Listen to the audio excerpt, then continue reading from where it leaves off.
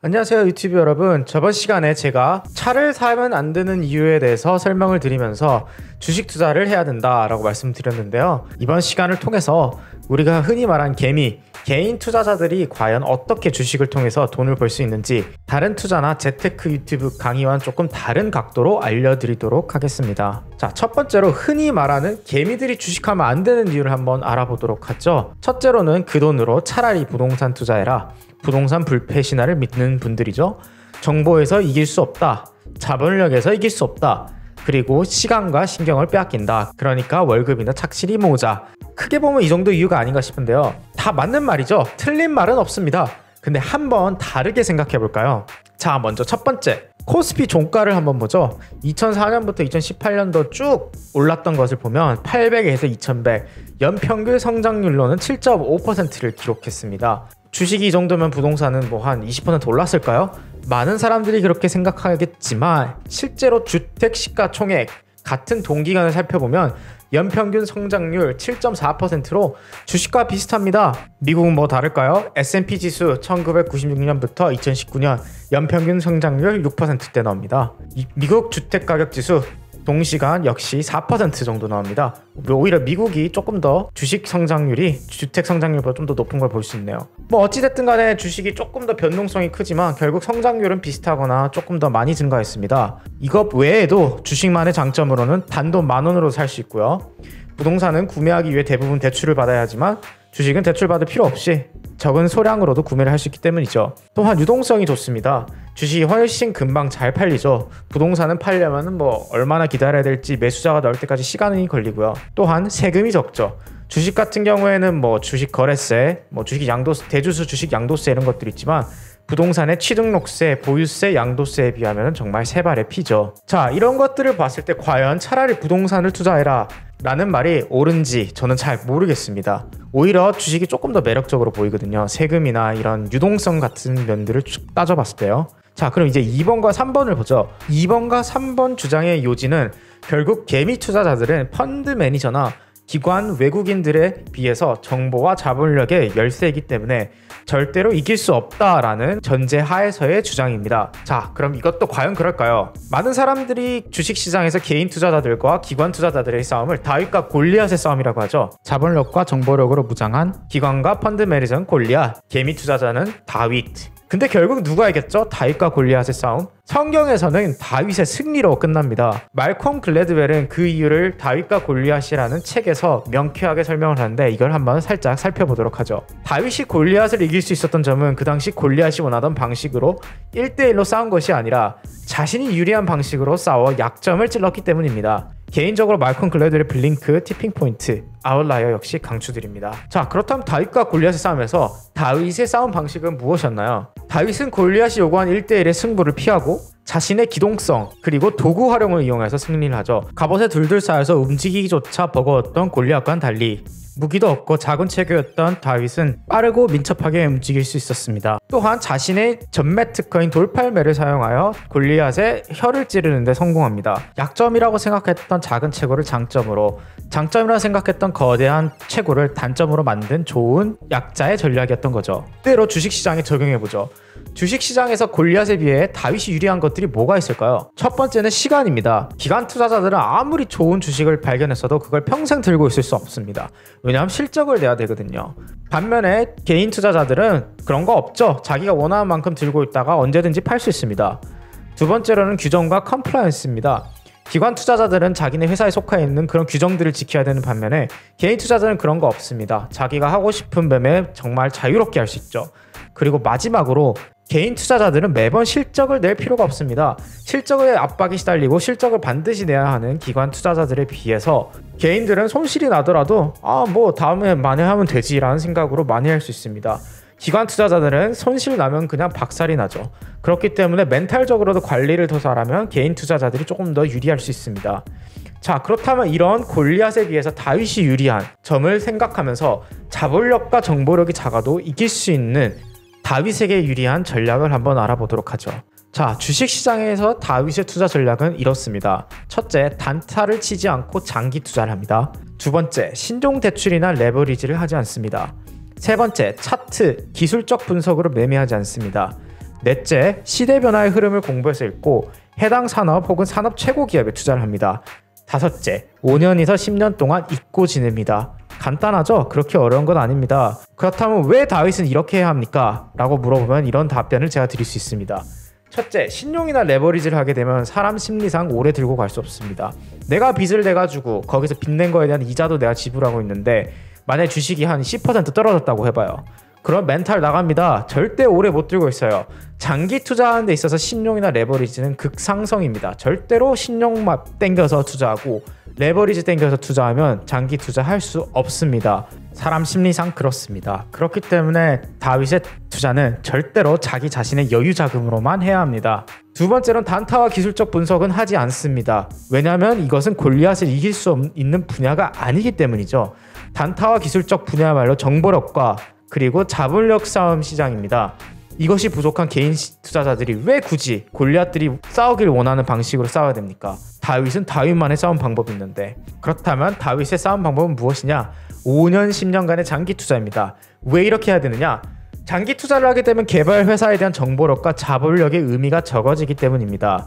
펀드 투자자들은 5년에서 10년 동안 장기 투자하기 쉽지 않습니다. 규정이나 이런 컴플라이언스들이 많기 때문에 그렇게 하기 어려운 반면에 개인 투자자는 5년, 10년 자기가 원하면 그렇게 들고 갈 수 있기 때문이죠. 자, 여기서 제가 말하는 시대의 변화의 흐름을 읽음이라는 것에 대해서도 설명을 드리도록 하겠습니다. 이 시대의 흐름을 읽는다는 것은 거시 경제적, 문화적, 산업적으로 일어나고 있는 변화를 말합니다. 이는 세계 곳곳에 일어나고 있는 메가 트렌드로서 이를 거슬러 이겨낼 수 있는 기업은 많지 않습니다. 그렇기 때문에 탑다운 어프로치로 먼저 나라, 산업을 보고 그리고 그 안에서 제일 좋은 우량 회사를 찾아보는 것입니다. 이를 위해서는 물론 독서, 뉴스 등을 통하여 계속하여서 공부를 해야겠죠. 자, 그러면 이러한 메가 트렌드, 변화란 무엇인지 제가 예시를 한번 들어드리도록 하겠습니다. 제가 최근에 읽었던 책 중에 하나가 The Gig Economy란 책이었습니다. 여기서 긱 경제란 산업 현장에서 필요에 따라 사람을 구해 임시로 계약을 맺고 일을 맡기는 형태의 경제 방식을 말합니다. 결국 임시직 경제를 가리키는데요. 이는 정규직이 점점 더 사라지고 비정규직, 프리랜스와 같은 그런 일자리들이 점점 더 많아질 수밖에 없는 그런 필연적인 구조를 말하고 있습니다. 저는 이 책을 읽고 앞으로 임시계약직이라든가 프리랜서의 형태의 일이 증가할 거라고 생각을 했습니다. 이런 변화가 일어날 때 어떤 기업이 가장 혜택을 보고 이 산업에서 성장할 것인가를 곰곰이 생각하던 도중에 여러 회사를 찾아보았고 그 중에 제일 돋보였던 게 세일즈포스였습니다. 세일즈포스는 세계 최고의 고객 관계 관리 솔루션을 중심으로 한 클라우드 컴퓨팅 서비스를 제공하는 기업이고요. 그 여러 가지 클라우딩 서비스 제공하는 것 중에서 프리랜스 워커 플랫폼이라고 해서 프리랜스 사람들이 자신의 일을 그렇게 기업에 제공할 때 그런 플랫폼이 필요한데 그 플랫폼을 제공하는 회사이기도 합니다. 개인적으로 제가 프리랜서로 일을 했었을 때 써봤던 플랫폼이기도 하고요. 저는 그래서 이걸 보고 세일즈포스는 주가가 오를 거라고 생각을 했습니다. 왜냐하면은 큰 거시적 흐름이 이쪽 경제적 방향이 이렇게 나가고 있는데 거기서 제일 잘 위치해 있는 가장 좋은 서비스를 제공하는 회사이기 때문이죠. 그리고 이만큼 올랐습니다. 경이롭죠? 거의 2016년 대비해서 약 3배 정도 올랐습니다. 그리고 앞으로 더 가게 될지는 아무도 모르지만 이러한 메가 트렌드가 계속 진행된다면 당연히 그 산업에 속해 있는 세일즈포스 성장할 수밖에 없겠죠. 자, 그러면 어떤 다른 메가 트렌드들이 있을까요? 뭐 몇 가지만 제가 알고 있는 혹은 제가 생각하기에 일어나고 있는 메가 트렌드 현상들을 한번 알아보도록 하죠. 이커머스가 엄청나게 늘어나고 있습니다. 기존 오프라인의 강자였던 백화점 같은 큰 회사들은 점점 매출이 줄어드는 반면에 이커머스로 대표되는 오프라인 판매 시장이 점점 더 커지고 있습니다. 이것은 수치로도 확인이 가능한데요. 이 주제에 관해서는 제가 블로그에서 글을 써둔 것도 있기 때문에 꼭 한번 참고하도록 부탁드리겠습니다. 또한 전기차와 수소차가 이제 앞으로 자동차, 화석 연료로 지금 가고 있는 차를 곧 대체할 것이라고 생각하고 있고요. 또한 쉐어링 이코노미, 우버라든가 에어비앤비, 공유 경제도 지금 대두되고 있고 또한 중국 경제가 크면서 중국 소비 시장도 어마어마하게 커지고 있습니다. 그리고 알파고로 매우 유명한 AI, 인공지능 역시 매우 뜨고 있는 그런 메가 트렌드입니다.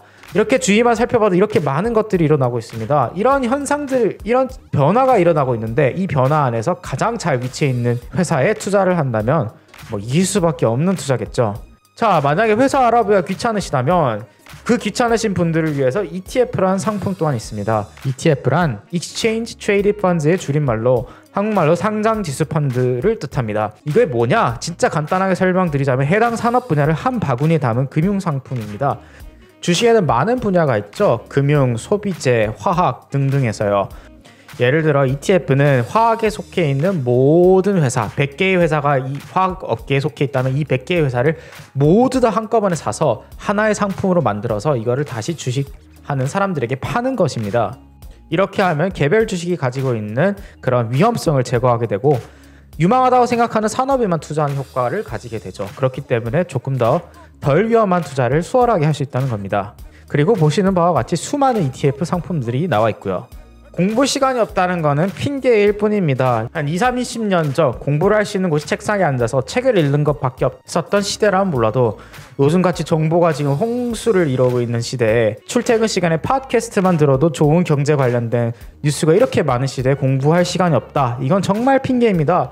출퇴근 시간에 팟캐스트 들을 수 있고 심심할 때 유튜브도 보고 가끔 시간 내서 책을 읽으면 그것만으로도 충분한 공부인데 시간이 없다는 거는 핑계일 뿐입니다. 정리를 해드리도록 하겠습니다. 다윗의 투자 전략은 그럼 무엇이냐? 단타를 치거나 차트를 보고 매매하는 골리앗이 원하는 방식으로 투자를 하는 것이 아니라 다윗에게 유리한 장기간 투자, 즉 일반인은 성장하는 산업을 공부해서 해당 산업의 최고 기업에 투자하거나 ETF를 사서 장기 보유하는 것입니다. 그리고 이를 위해서는 독서나 뉴스를 통한 계속되는 공부, 특히 경제와 금융, 미래 산업에 대한 그런 공부를 계속해야겠죠. 돈 버는 게 쉽지만은 않습니다. 이렇게 해서 두 번째와 세 번째 내용을 찾아봤습니다. 듣고 나니까 다윗의 전략을 사용한 주식시장에서 골리앗을 이길 수 있겠다는 자신감이 들진 않나요?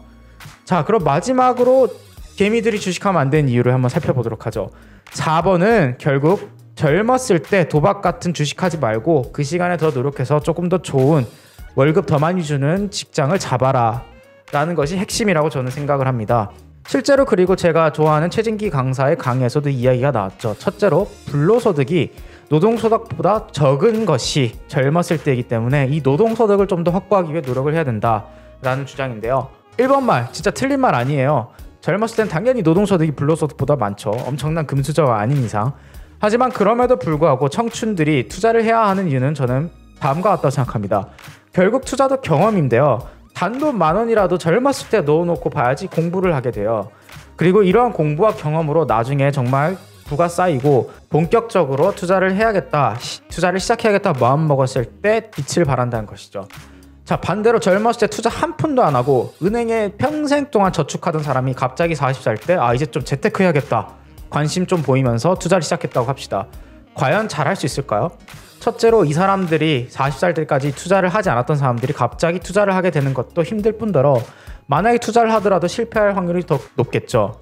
그렇기 때문에 제가 생각하기에 젊었을 때 투자를 해야 되는 이유는 투자로 직접 돈을 버는 것보다도 금융 지식을 쌓고 본격적인 투자를 대비하는 경험을 쌓는 것이 중요하다고 저는 생각을 합니다. 저번 시간에 제가 보여드렸던 영상과 연결해서 보자면 자동차를 구매하지 않고 투자를 하는데 이 다윗의 투자 방법으로 주식시장에 투자를 해서 장기간 보유를 한다면 결국 부자 아빠, 가난 아빠에서 말하는 부자 아빠가 되는 자산을 쌓을 수 있다는 것이 저의 핵심입니다. 주식을 도박이라 생각하는 것은 난 부자가 될 생각이 없어요 라고 말하는 것과 마찬가지입니다. 자본주의 사회에서 유일하게 제 생각엔 평생의 노동에서 벗어나는 기회를 제공하는 게 저는 주식이라고 생각합니다. 엄청난 위험이 따르는 사업을 제외하고요. 하지만 사업을 하지 않더라도 그냥 월급쟁이들도 부자가 될 수 있는 길은 정말 주식밖에 없어요. 근데 이걸 안 하겠다라고 하는 건 그냥 나는 평생 노동으로 인해서 노동만 하다가 죽을 거예요 라고 말을 하는 것과 똑같다는 것이 저의 생각입니다. 저번 시간에 이어서 부자가 되는 방법에 대해서 살짝 알아보았습니다.